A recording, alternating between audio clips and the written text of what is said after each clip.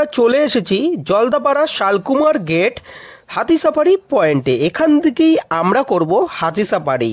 আর সামনেই রয়েছে টাওয়ারটা, এই টাওয়ারের উপরে উঠেই হাতির পিঠে চড়তে হবে। তারপরেই আমরা আজকে এই জলদাপাড়ার জঙ্গলে হাতি সাফারি করব। একটা সুন্দর প্রাকৃতিক সৌন্দর্য তোমাদের কাছে দেখাতে পারবো।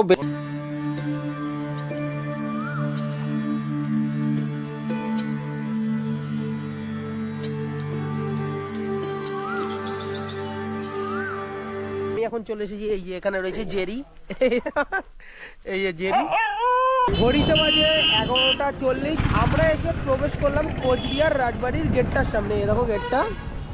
আমায় ভাষাইলি রে, আমায় ডুবাইলি রে, অকুল দরিয়ার বুঝি কুল। মদন মোহন মন্দির খুব সুন্দরভাবে কিন্তু ডেকোরেট করেছে। এখানে কিন্তু কৃষ্ণ ঠাকুরের বিরাজমান।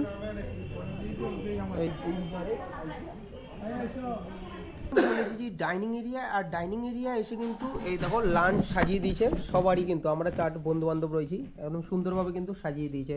এই লাঞ্চের মধ্যে কি কি রয়েছে সেটা আমি তোমাদের দেখিয়ে দিই। দেখো ভাত, 2 ধরনের কিন্তু শাক রয়েছে। এটা হচ্ছে ফুলকপি ভাজা, তার সাথে এখানে ডাল রয়েছে, ফুলকপির তরকারি। এই হচ্ছে বেশ বড় সাইজের একটা কাতলা মাছ। দেখো সিসামারা নদী একদম এন্ডিং পয়েন্ট। এখানেই কিন্তু বার্তা শেষ হয়ে গেছে, কারণ নর্থ সিকিমে যেই বন্যাটার জন্য ক্ষয়ক্ষতি হয়েছিল, তারপরে সেই ক্ষয়ক্ষতিও কিন্তু এই দিকেও কিন্তু হয়েছিল।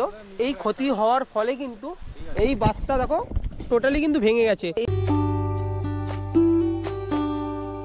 গুড মর্নিং বন্ধুরা, আজ কিন্তু আমি রয়েছি জলদাপাড়া বনন্ত নিবাসে। আর এটা কিন্তু রণদার প্রপার্টি। আর আমরা তো জলদাপাড়ার এই জায়গায় এসেছি। আর আজকে বলতে গেলে 3য় দিন। আর 3য় দিনের সকাল থেকে শুরু করেই কিন্তু চলে এসেছে চা। আর এই চা দিয়েই আজকে শুরু হবে আজকের দিনটা।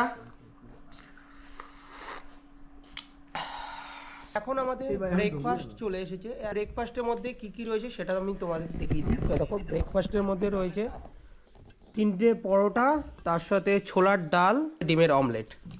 এটাই কিন্তু রয়েছে। এটা খেয়েই কিন্তু আজকে বেরোবো সাইট সিনে। ব্রেকফাস্ট কিন্তু কমপ্লিট করে নিলাম। আর আমাদের কিন্তু গাড়িও চলে এসেছে আমাদের এই রিসর্টে। দাদার গাড়িতে করেই কিন্তু 3য় দিনের সাইট সিনগুলো কমপ্লিট করব। এই উঠে বললাম আমাদের এই গাড়িতে। আর এই গাড়িতে করে কিন্তু আজকে যাব কোচবিহার রাজবাড়ি, তার সাথে মদন মোহন মন্দির। দাদার নাম? আমার নাম সুকান্ত বর্মন। ও, আজকে এই সুকান্ত দার সাথে কিন্তু আজকে ঘুরছি 3য় দিন। 3য় দিনের একটা সৌন্দর্য কিন্তু তোমাদের কাছে তুলে ধরবো। আমায় ভাষাইলি রে, আমায় ডুবাইলি রে, অকুল দরিয়ার বুঝি কুল নাই রে, চাহে আধিয়ায় রে। ঘড়িতে বাজে 11টা 40। আমরা এসে প্রবেশ করলাম কোচবিহার রাজবাড়ির গেটটার সামনে। এই দেখো গেটটা। আমায় ভাষাইলি রে, আমায় ডুবাইলি রে, অকুল দরিয়ার বুঝি কুল নাই রে, চাহে আধিয়ায় রে, চাহে। কোচবিহার রাজবাড়ি এপাশে রয়েছে অনেক দোকানঘাট রয়েছে। আর এই জায়গাটা দেখতে পাচ্ছ পার্কিং এরিয়া। আর আমরা এখান দিয়ে টিকিট কেটেই কিন্তু এই কোচবিহার রাজবাড়িতে প্রবেশ করব। তারপরে কিন্তু তোমাদের ফোন দিয়ে কিন্তু ব্লগটা তুলে ধরবো। তাহলে চলো যাওয়া যাক। আর কোচবিহার রাজবাড়ি আসার জন্য কিন্তু তোমরা স্টেশন দিয়েও আসতে পারো, স্টেশন দিয়েও কাছাকাছি। আর এই সামনেই রয়েছে কিন্তু কোচবিহার বাস টার্মিনাল। এখান দিয়ে কিন্তু বাস টার্মিনাল থেকেও কিন্তু এই কোচবিহার রাজবাড়ি একদম কাছাকাছি। অবশ্যই কিন্তু তোমরা এখানে ঘুরে যেতে পারো। আমি কিন্তু এখন চলে এসেছি কোচবিহার রাজবাড়ি। এই এখানে আমার বাড়িতেই কিন্তু দেখতে পাচ্ছি। আমরা অফলাইনে টিকিট করেছি, পড়লো কিন্তু 25 টাকা করে। তোমরা যদি অনলাইনে কাটো তার জন্য কিন্তু তোমাকে 20 টাকাই পে করতে হবে। তাহলে কিন্তু 5 টাকা কিন্তু তোমার সাশ্রয় হবে। আমরা এখন যাব কোচবিহারের রাজবাড়ির ভেতরে। আর মেন ব্যাপার, এখানে কিন্তু গোপ্রো থেকে শুরু করে কোনো ডিএসএলআর ক্যামেরা অ্যালাউ নেই। তার জন্য আমাদের ক্যামেরা যাবতীয় জিনিসগুলো গাড়িতে রেখে দিয়েছি। আর ফোন দিয়ে কিন্তু করছি, ফোন দিয়ে বাইরেই কিন্তু অ্যালাউ রয়েছে। বাইরে গিয়ে তোমরা ভিডিওগ্রাফি করতে পারো। আর তার সাথে ভেতরে কিন্তু ক্যামেরার অ্যালাউ নেই। তাহলে তোমাদের সাথে দেখা হচ্ছে এই সিনেমাটিক শট নিয়ে।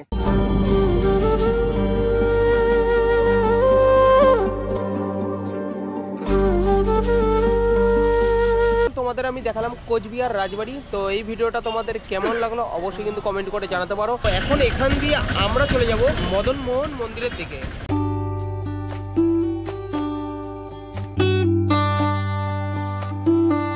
কোচবিহার রাজবাড়ি দেখে এখন চলে আসলাম মদনমোহন মন্দিরের সামনে। এই পাশে কিন্তু রয়েছে গেটটা, আর এখানে রয়েছে পার্কিং এরিয়া। আর পার্কিংয়ের জন্য কিন্তু তোমাদের 4 চাকা বা 3 চাকা বাহনের 20 টাকা ভাড়া, 2 চাকা বাহনের কিন্তু 10 টাকা ভাড়া।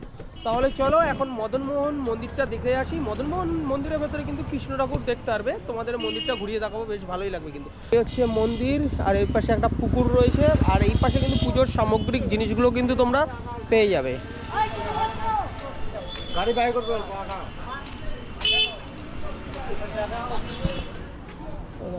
মন্দিরে ঢোকার পথেই এখানে রয়েছে জুতো রাখার জায়গা। এখানে কিন্তু তোমাদের জুতো রেখেই মন্দিরে প্রবেশ করতে হবে। মদনমোহন মন্দির খুব সুন্দরভাবে কিন্তু ডেকোরেট করেছে। এখানে কিন্তু কৃষ্ণ ঠাকুরের বিরাজমান।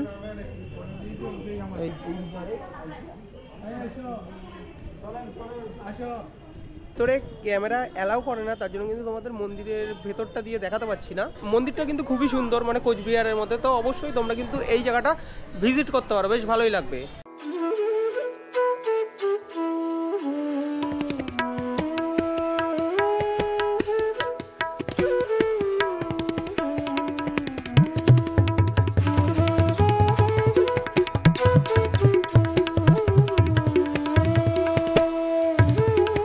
দেখালাম মদনমোহন মন্দির। মদনমোহন মন্দির তো দেখিয়ে দিলাম, কেমন লাগলো অবশ্যই কিন্তু কমেন্ট করে জানাতে পারো। এখন আমরা এখান থেকে সরাসরি চলে যাব বানেশ্বর শিব মন্দিরের উদ্দেশ্যে।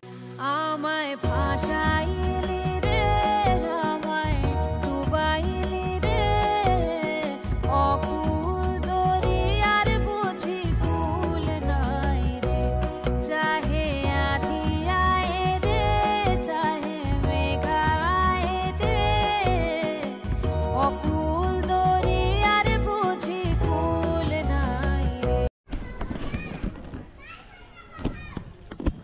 আমি কিন্তু চলে এসেছি বানেশ্বর মন্দির, বানেশ্বর শিব মন্দির। আমরা এই মন্দিরের ভেতরে প্রবেশ করব। আর এই পাশে দেখো পুজোর সামগ্রিক জিনিসগুলো কিন্তু তোমরা এখানে পেয়ে যাবে।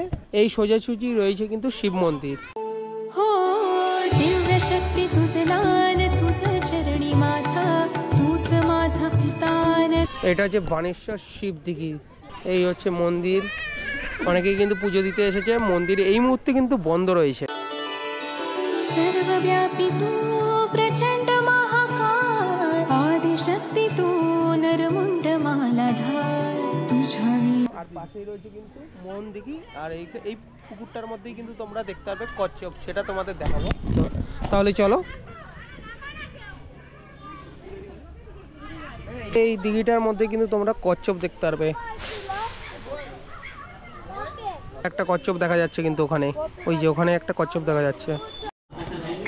দেখো এখানে কিন্তু মন্দির রয়েছে, বানেশ্বর মন্দিরের পাশেই শিব ঠাকুরের বিরাজমান। এখানে আমাদের তো বানেশ্বর মন্দির দেখা কমপ্লিট হলো। এখান থেকে আমরা সরাসরি চলে যাব রিসর্টে। এই এখানে কিন্তু গাড়ি দাঁড়িয়ে রয়েছে, তাহলে চলো যাওয়া যাক। আজকে তৃতীয় দিনের কিন্তু সাইট সিন করে চলে আসলাম আমাদের এই রিসর্টে। এখন যাব আমাদের লাঞ্চটা সেরে নেবো। লাঞ্চে কি কি রয়েছে সেগুলো তো তোমাদের দেখাবো। আমি এখন চলে এসেছি ডাইনিং এরিয়া। আর ডাইনিং এরিয়া এসে কিন্তু এই দেখো লাঞ্চ সাজিয়ে দিয়েছে সবারই। কিন্তু আমরা 4 বন্ধু বান্ধব রয়েছি, একদম সুন্দরভাবে কিন্তু সাজিয়ে দিয়েছে। এই লাঞ্চের মধ্যে কি কি রয়েছে সেটা আমি তোমাদের দেখিয়ে দিই। দেখো ভাত, 2 ধরনের কিন্তু শাক রয়েছে। এটা হচ্ছে ফুলকপি ভাজা, তার সাথে এখানে ডাল রয়েছে, ফুলকপির তরকারি। এই হচ্ছে বেশ বড় সাইজের একটা কাতলা মাছ, দেখো ওফ। আর এখানে রয়েছে চাটনি। আর এই দিয়ে কিন্তু আজকে লাঞ্চটা সেরে নেবো, কারণ একটু পরেই বেরোবো কিন্তু সাইট সিন করতে। এই যা সাইট সিন করে আসলাম, আবার সাইট সিন। আমি এখন চলে এসেছি, এই যে এখানে রয়েছে জেরি। এই যে জেরি, আমার এই পাশেই রয়েছে কিন্তু জেরি। জেরিকে তো তোমাদের দেখালাম। আর এই জাস্ট লাঞ্চটা সেরে নিলাম। তো এখন আমরা যাব টোটো সাফারি করতে। টোটো সাফারি কিন্তু এই সিসামারা নদীর এখানেই কিন্তু করা হয়, সেটাই আমি তোমাদের দেখাবো। আমার পেছনে কিন্তু দেখতে পাচ্ছ টোটো কিন্তু চলে এসেছে। আর এই টোটোতে করেই কিন্তু ঘুরবো এই সিসামারা নদীর। এই বাঁধটা দেখতে পাচ্ছ, এই বাঁধের আশেপাশ দিয়ে কিন্তু ঘুরবো। আর এখানকার প্রাকৃতিক সৌন্দর্যগুলো কিন্তু তোমাদের কাছে তুলে ধরবো। এটা কিন্তু লোকাল সাইট সিন। তোমরা কিন্তু অবশ্যই এই রিসোর্টে থেকে কিন্তু টোটো বুক করে কিন্তু তোমরা ঘুরে নিতে পারো। ওয়াদার সাথে কিন্তু আজকে এই নদীটার আশেপাশ দিয়ে কিন্তু বিভিন্ন জায়গাগুলো ঘুরে দেখবো, মানে এই লোকাল সাইট সিনটা। তাহলে চলো ঘুরে দেখা যাক। সিসামারা নদীর অপরূপ সৌন্দর্য দেখতে দেখতে এখন আমরা চলে যাব চা বাগানের উদ্দেশ্যে। ওখানে কিন্তু আলাদাই কিন্তু সৌন্দর্য দেখতে পারবে। আমায় ভাষাইলি রে, আমায়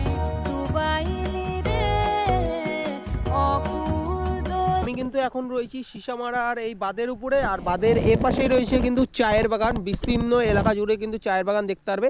আর এখানে রয়েছে এই তোর্ষা নদী, মানে ভুটান থেকে কিন্তু এই নদীটার উৎপত্তি এখান দিয়ে চলে গেছে। আর এখানকার লোকালরা কিন্তু নাম দিয়েছে সিসামারা নদী। আর সিসামারা নদীর ওপারেই রয়েছে কিন্তু ভাই ময়ূর রয়েছে, ময়ূর, ও অপূর্ব লাগছে। কিন্তু আমি এখন চলে এসেছি সিসামারা নদীর একদম এন্ডিং পয়েন্ট। এখানেই কিন্তু বাঁধটা শেষ হয়ে গেছে, কারণ নর্থ সিকিমে যেই বন্যাটার জন্য ক্ষয়ক্ষতি হয়েছিল, তারপরে সেই ক্ষয়ক্ষতিও কিন্তু এই দিকেও কিন্তু হয়েছিল।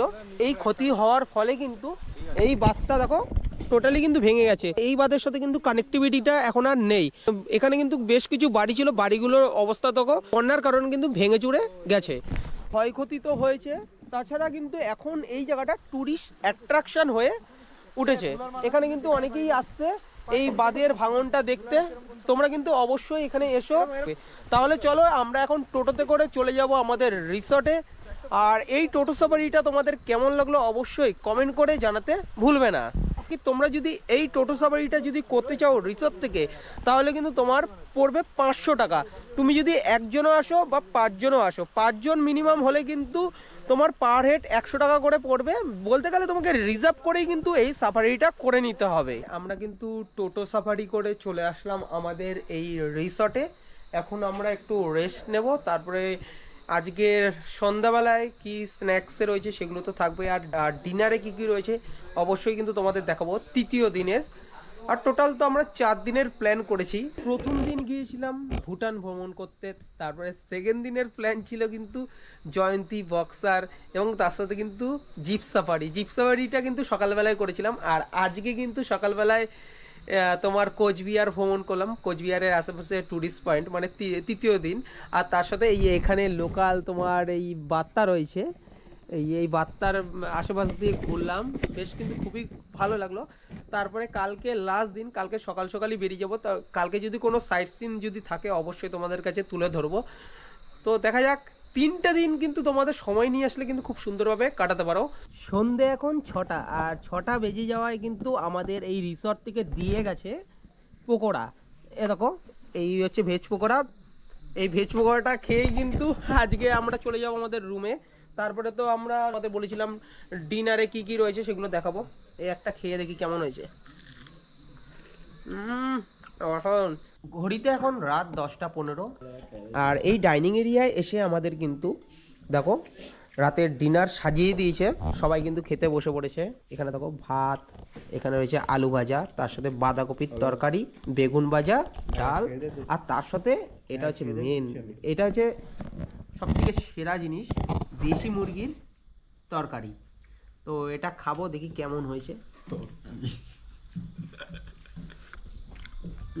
অসাধারণ। কালকে কিন্তু আমাদের শেষ দিন, কালকে মানে চতুর্থ দিনে কিন্তু আমরা একটা সাফারি রয়েছে, অর্থাৎ এলিফ্যান্ট সাফারি, সেটা করেই কিন্তু আমরা ফিরবো বাড়ির পথে। বললাম তোমাদের 3 রাত্র 4 দিনের যদি এই প্ল্যানটা করো, সবথেকে কিন্তু বেটার হবে নর্থ বেঙ্গল সিরিজটা। চলো ডিনারটা শেষ করে তোমাদের সাথে দেখা হচ্ছে কালকে। আর সবাইকে গুড নাইট, গুড মর্নিং বন্ধুরা। এই ট্রিপের কিন্তু চতুর্থ দিন, আর চতুর্থ দিনেই কিন্তু প্ল্যান করে নিয়েছিলাম এলিফ্যান্ট সাফারি করে কিন্তু আজকে ফিরবো বাড়ির পথে। আমাদের কিন্তু গাড়ি চলে এসেছে, আমরা 4 জন। তো আমরা এখন যাব এই গাড়িতে করে এই সাফারি 0 পয়েন্টের ওখান দিয়ে কিন্তু আজকে আমাদের সাফারি শুরু হবে। তাহলে চলো যাওয়া যাক। আমায় ভাষাইলি রে, আমায় ডুবাইলি রে, অকুল দরিয়ার বুঝি কুল নাই রে। আমি কিন্তু এখন শালকুমার 2 নম্বর গেটের সামনে কিন্তু দাঁড়িয়ে রয়েছি, আর এখান থেকে কিন্তু সাফারি চালু হয়। আর আমরা কিন্তু সাফারি করব হাতি সাফারি। আর তোমাদের বলে রাখি, ডিসেম্বর মাস থেকে ফেব্রুয়ারি মাস পর্যন্ত কিন্তু খুবই চাপ থাকে, তার জন্য কিন্তু অনলাইনে টিকিট পাওয়াটা একটু খুবই মুশকিল হয়ে যায়। তার জন্য তোমাদের বলবো আগের দিন এসে কিন্তু তোমরা অফলাইনে এখানে টিকিট করে নিতে পারো, বা তুমি টোটালি কিন্তু তুমি যেই রিসর্টে থাকবে সেই রিসর্টের উপরে ছেড়ে দিতে পারো, তারাই কিন্তু এই টিকিটের ব্যবস্থা করে দেবে। তারপরে কিন্তু তোমরা জিপ সাফারি থেকে শুরু করে হাতি সাফারিও কিন্তু করে নিতে পারো। আর তাছাড়া আমি তোমাদের বলে রাখি, আমরা কিন্তু করছি 4 জন মিলে কিন্তু এই সাফারি করছি। আমাদের অফলাইনে সাফারির খরচ পড়েছে পার হেড তো 1200 টাকা করে, 4800 টাকা খরচ পড়েছে। তোমরা যদি অনলাইনে করো তাহলে কিন্তু যে 4800 টাকা তো চারজনের পড়ছেই, তার সাথে কিন্তু 850 টাকা কিন্তু এক্সট্রা দিতে হবে। যাওয়া যাক, এই জলদাপাড়া ন্যাশনাল পার্কের ভেতরে হাতি আসবে, তারপরে কিন্তু আজকে সাফারি শুরু করব। তাছাড়া আরেকটা ইনফরমেশন দিয়ে রাখি, তোমরা যখন সাফারি করবে কিছু ফর্মালিটিস রয়েছে, সেই ফর্মালিটিসগুলো কমপ্লিট করেই কিন্তু তোমাদের সাফারি করতে হবে। এই 2 নম্বর গেটের পাশেই রয়েছে এই দোকানটা, এখান দিয়ে কিন্তু চাটা নিয়ে নিলাম। এই চা খেয়েই কিন্তু আজকে সাফারিটা শুরু করব। আজকে কিন্তু এলিফ্যান্ট সাফারি করব। এখানে কিন্তু কার সাফারির টাইমটা লেখা রয়েছে, আমরা আগের দিন আমরা করেছিলাম, তো এখানে দেখো টাইমটা দেওয়া রয়েছে। গরমকালের সাফারির টাইমগুলো দেওয়া রয়েছে, আর এখানে হচ্ছে শীতকালের টাইম দেওয়া রয়েছে। তো গরমকালে হয় মার্চ থেকে নভেম্বর, আর শীতকালে হয় ডিসেম্বর থেকে ফেব্রুয়ারি। হাতি সাফারির টাইমগুলো কিন্তু এই জায়গায় দেওয়া রয়েছে। তো মার্চ থেকে সেপ্টেম্বর এটা গরমকালের, আর অক্টোবর থেকে ফেব্রুয়ারি এটা হচ্ছে শীতকালের। গরমকালে কিন্তু 5:30 থেকে 6:30, 6:30 থেকে 7:30, 7:30 থেকে 8:30। আর অক্টোবরে কিন্তু তোমরা দেখতে পারবে শীতকালে 6টা থেকে 7টা, 7টা থেকে 8টা, আর হচ্ছে 8টা থেকে 9টা। টোটাল 3 বার হাতি সাফারি হয় এই জায়গায়। তোমরা যদি কার সাফারি করো, এখান দিয়ে কিন্তু তোমরা কার সাফারি করতে পারবে। এই যে হাতি সাফারি করার জন্য কিন্তু দেখো এই জায়গাটা, তোমরা কিন্তু এই জায়গাটা দিয়ে কিন্তু হাতি সাফারি করতে হবে। এই পাশে রয়েছে অফিস, আর এই পাশ দিয়ে কিন্তু ওয়াশরুম রয়েছে।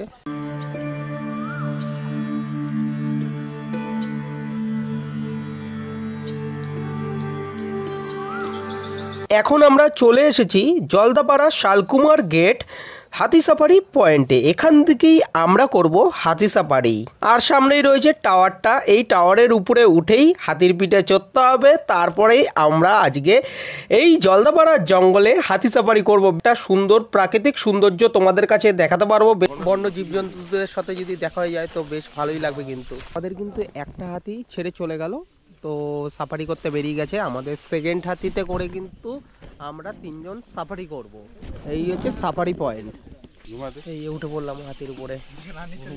ওরে ভাই, ওরে ভাই, সাফারি পয়েন্ট থেকে কিন্তু আমাদের হাতি কিন্তু চলে যাচ্ছে এই জঙ্গলের ভেতর দিয়ে সাফারি করতে।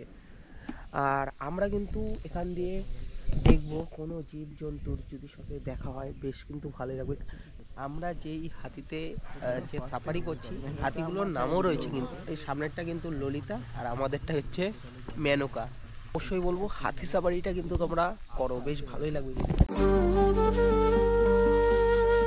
সকালবেলার সৌন্দর্য তো আমি তোমাদের বলবো ফার্স্ট রাইডটা নাও। ফার্স্ট রাইডে কিন্তু জীবজন্তু দেখার মানে চান্সটা কিন্তু একটু বেশি থাকে। আর হাতি রাইডে ভাববে না যে আমি এই জিনিস দেখবো, এরকম পশু পাখি দেখবো, ওরম চিন্তা করলে কিন্তু তোমরা কিন্তু দেখতে পারবে না। তুমি হাতি রাইডে যেই পশুই দেখবে না কেন, সেটাই কিন্তু তোমার সার্থক। আমাদের হাতি কিন্তু জঙ্গলের ভেতর দিয়ে এগিয়ে যাচ্ছে, আমাদের রাইডটা কিন্তু আলাদাই কিন্তু অভিজ্ঞতা হবে। দেখো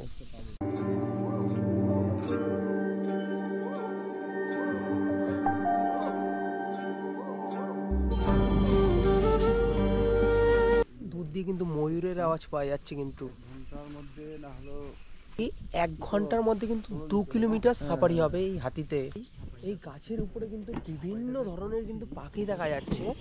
এ দেখো ঘুরে এই গাছটার উপরে কিন্তু বিভিন্ন ধরনের কিন্তু পাখি দেখা যাচ্ছে। আমরা কিন্তু এই হাতি সাফারি করতে করতে আমরা এখন প্রবেশ করছি একদম ঘন জঙ্গলের মাঝখানে।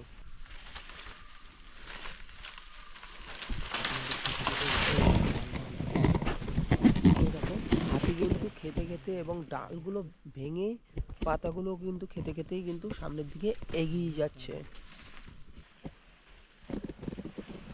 দেখো ভাঙতে কিভাবে ডালটাকে, দেখো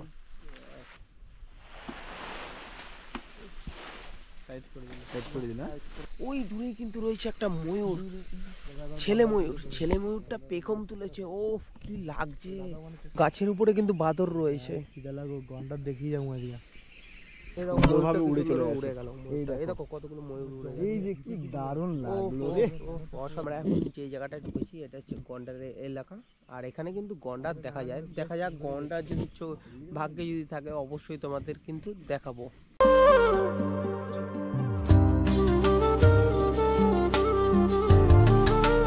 আমাদের সাথে দেখা হয়ে গেল জলফড়িং এর ভিডিও করছে। না ওই যে জলফড়িং উপরে বসে রয়েছে জলফড়িং।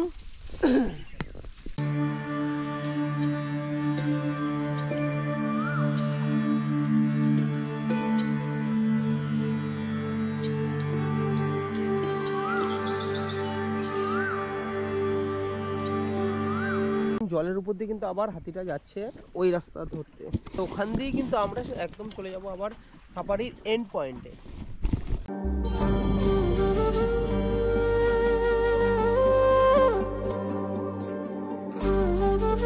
অবশেষে এলিফ্যান্ট সাফারি কিন্তু কমপ্লিট করলাম। তোমাদের তো আমি দেখালাম আজকের হাতি সাফারি।